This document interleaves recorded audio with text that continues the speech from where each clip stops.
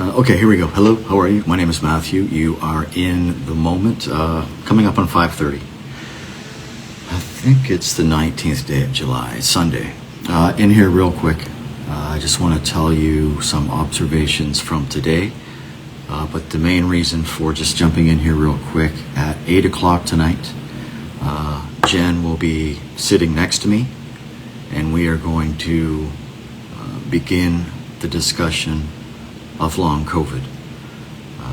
For some of you, I don't know if you know, but Jen has been suffering with long COVID for many months, 9 going into the 10th month, somewhere in that time frame. So Jen is going to share a little bit about their journey. We're going to talk about, exactly what is long COVID, what is the diagnosis, what are some of the symptoms, what is being done, what is not being done. So it's one of those situations where you can easily Google it and read all kinds of stories from people right across the globe. So just using this platform, this live streaming show, to tell another story. And I know there's lots of people out there. There is interest. We had discussed doing a radio program, which we'll do a little more in depth. But I wanted to, Jen and I both wanted to get the ball rolling on this tonight. So here it is, coming up on 5:30. So we're aiming for an 8 o'clock start time. Jen is literally crashed out on the couch. Just a very, very long night, very long day. But I'll have Jen explain that to you. So I was out today by myself, a solo mission, Saturdays and Sundays off. A couple of things that I didn't realize. And there are sea lions. There are sea lions in the harbor. I always go with my binoculars and was able to see the tide was going out. There's an area down off the shore of Point Pleasant Park, and the tide's going out. There's some very shallow rocks, and this one particular sea lion, I just thought it was a harbor seal, but a couple of ladies pointed out that in fact there are a half dozen sea lions on Spectacle Island, I believe. So that was interesting. But the really interesting part of the day, I was out for about 6 hours. Went into the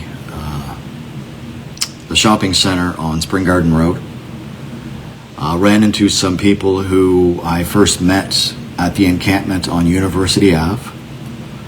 And they were informing me that there is talk, actually a decision will be made this coming Tuesday at the next council meeting, the Halifax Regional Municipality Council meeting. One of the councillors has brought up the idea of de-designating the Cogswell Park encampment that has been there for just over a year. I didn't know this. I'm not saying I always have my ear to the ground when it comes to the news outlets. This was from CTV. You can certainly Google the story. That's what I did. So I decided to go visit Cogswell Park this afternoon. I was there less than 3 hours ago, and it's a bit of a gong show. And when you read the article, one of the many concerns is safety, garbage, rats, more people there than what they're limited to be. I know when it started they only wanted 8 people there. There's more than that. It's the fullest that I have seen, that encampment. So I stopped in and introduced myself to some people that were there. There were 3 people, 1 female, 2 guys. I would say no one is in their 30s, mid to late 20s, if that. But they're all out in this park, and they are concerned, as they should be, about the possibility of being moved again. Now, there's only 4 designated encampments right now. If they shut this encampment down, which is what they are going to be talking about at the upcoming council meeting on Tuesday. So no eviction notices yet, but I can almost guarantee you that the folks there will be on the move again. There's only 3 designated encampments left. Barrington Street encampment, overcrowded. It looks like in some parts that someone just turned a dumpster upside down and shook it all over the place. Lower Flynn Park, overcrowded. Really, in my opinion, the only place geographically that makes any sense for these displaced, unhoused individuals will be to go to Green Road. And that's another shit show. So, speaking with one of the individuals this afternoon, of course, the outreach and the organizations are trying to push people into the shelters, and every single person will tell you that shelters are not good, and they would rather be fending for themselves at an encampment or tucked off in the woods somewhere than being in a shelter, because your anxiety is just off the chart, and the anxiety and the desperation and the fear that's running through the encampments, this particular one, it's whack-a-mole. It's musical parks. So in this article, you will, of course, this particular counselor, of course they feel bad. Of course they feel bad. And they wish that all levels of government could collaborate and get some shit done. But that's not what is happening. Like, it's 2025. I saw my first homeless person when I was 8 or 9 in the streets of Boston. So this is an epidemic. This is a crisis. So you can run for council and be on council and pat yourself on the back when you get something done. But at the end of the day, and I agree with what this particular counselor said, it's a growing problem. Indeed it is. So let's stop funding organizations to simply give people camping supplies to get them through the summer. And then we'll winterize them so that they can try and survive in the winter.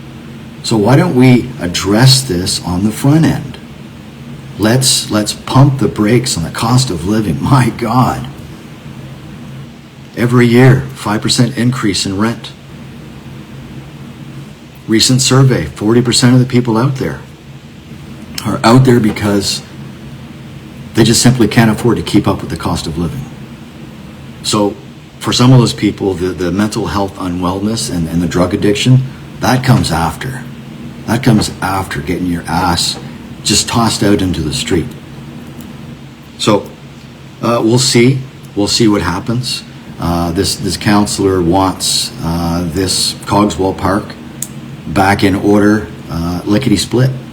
And they also mentioned in the article that this new high-rise that was being built, there's some type of educational learning center in there with kids. So that would be an infraction of a bylaw. So these people will have to move. It's just a matter of timing, and it's really unfortunate, of course. But I would suggest, I would highly advise, strongly suggest that this particular counselor, before you make a vote on Tuesday, grab a handful of some fellow counselors and go talk to the people. Go talk to the people that are at this encampment that you're going to displace again. Like one of the guys said, "Where am I supposed to go?" Compliance officers are telling me I need to stay right here because of the size of my tent. I need to stay right here, and I'm not leaving my partner out here. So I've been telling every politician on every level of government since I started doing this in August of 2022, get out there. Get out there and go see some of these people. Learn a name. Learn a new name. Learn a name of an unhoused Haligonian or a Nova Scotian or a Canadian or wherever they're from. Make that a goal this week. Make that a goal. Okay. I'll follow that story. But what I will say in my 6-hour walk today There are literally people sleeping all over Hell's Half Acre. Any place that anyone can find a comfortable spot, they are sleeping. I saw a mattress on the back side of the Central Library of Spring Garden Road. A mattress from someone's apartment is just there for someone to sleep. There are people sleeping in hard plastic furniture that is built so that you don't sleep in it. But I see a lot of contortionists out there.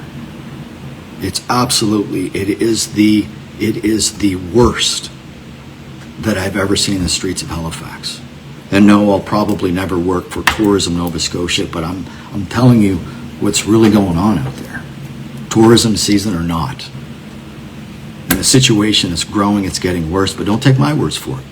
Take the words of the counselor that wants to shuffle another group of humans around. It's deplorable. Let's do better. Jen and I will be back at 8 o'clock with another live show. I'm not going to talk about the unhoused crisis. I've done that. We're going to focus on Jen, and we're going to start the long conversation about long COVID. Now, I will tell you before we even get into the show, it messes with your cognitive ability.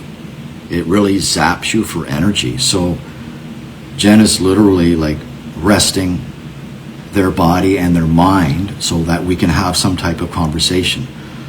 Just get the ball rolling on a topic that perhaps not too many people are aware of. We're just not talking about. So we're going to start the conversation tonight, 8 o'clock. Thank you for the live views. If you're watching this at a later date, I appreciate you getting caught up. Shout out to Heavy. Shout out to Kathy. Yeah, Kevin Lockman on PEI. Love you, man. Back at 8 o'clock. My name is Matthew. You are currently caught up in the